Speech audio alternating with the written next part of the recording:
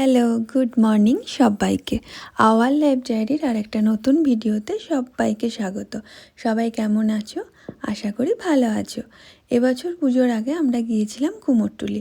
বহুদিন ধরেই কুমোরটুলি যাওয়ার ইচ্ছা, কিন্তু যাওয়া হয়ে উঠছিল না। এবছর গিয়েছিলাম গিনিমোহরের জন্য। গিনিমোহরের একটা ফটোশ্যুট ছিল। গিনিমোহর যেখানে আবৃত্তি শেখে, সেখানে আন্টির সাথে সমস্ত বাচ্চাদের, মানে যারা যারা আবৃত্তি শেখে, সবার একটা ফটোশ্যুট ছিল একটা অ্যালবামের জন্য। যার জন্য সকাল সকাল গিনিমোহরকে সাজিয়ে গুছিয়ে নিয়ে আমরা চলে গিয়েছিলাম। আর ওখানে যাওয়ার পর এত ভালো লাগছিল, চারিপাশে এত কর্মব্যস্ততা, সবাই কি সুন্দর নিজের মনের মতো করে প্রতিমা সাজাচ্ছিল। কোনো কোনো প্রতিমা হয়তো এখানে পুজো হবে, আবার কোনো কোনো প্রতিমা হয়তো বাইরে যাবে, কিন্তু সবাই কি সুন্দরভাবে নিজেদের মতো করে সাজাচ্ছিল ওই 4 দিনের জন্য। ওই 4 দিন পর আবার এই প্রতিমা জলে দিয়ে দিতে হবে। আর কিন্তু কিছু করার নেই। আর গিনিমোহরের ফটোশ্যুট এখনও শুরু হয়নি, তাই আমরা চারপাশটা একটু ঘুরে দেখছিলাম।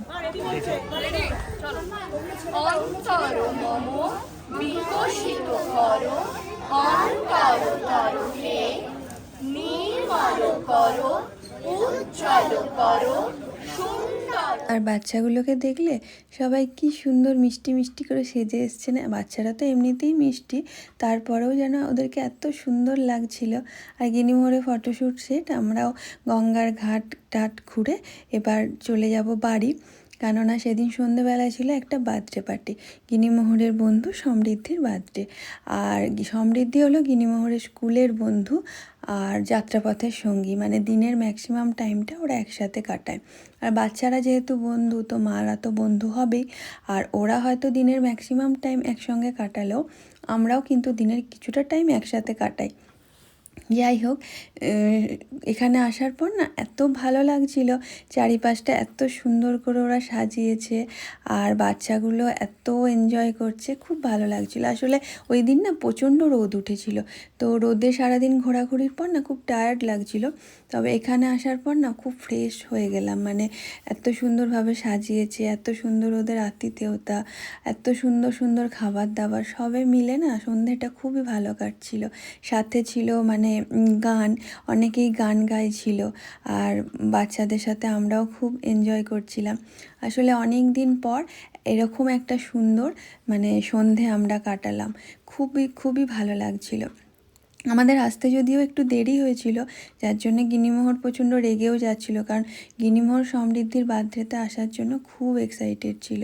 আর দেখতে পাচ্ছ ওদের অবস্থা, মানে কি করবে আর কি করবে না ওরা না বুঝতেই পারছে না, এত মানে ওরা এক্সাইটেড হয়ে আছে আর কি। তো ওদেরকে দেখে সবাই খুব খুশি হচ্ছিল।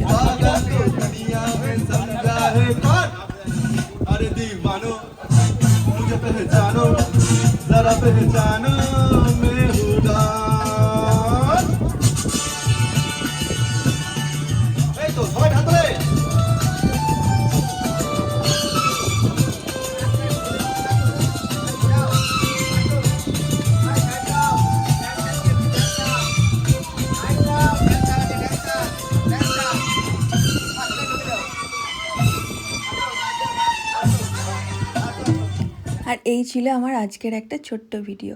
ভালো লাগলে অবশ্যই একটা লাইক, কমেন্ট, শেয়ার করে দিও, চ্যানেলটিকে সাবস্ক্রাইব করে দিও। আবার দেখা হবে নতুন একটা ভিডিওতে। সবাই খুব ভালো থেকো, সুস্থ থেকো, সাবধানে থেকো।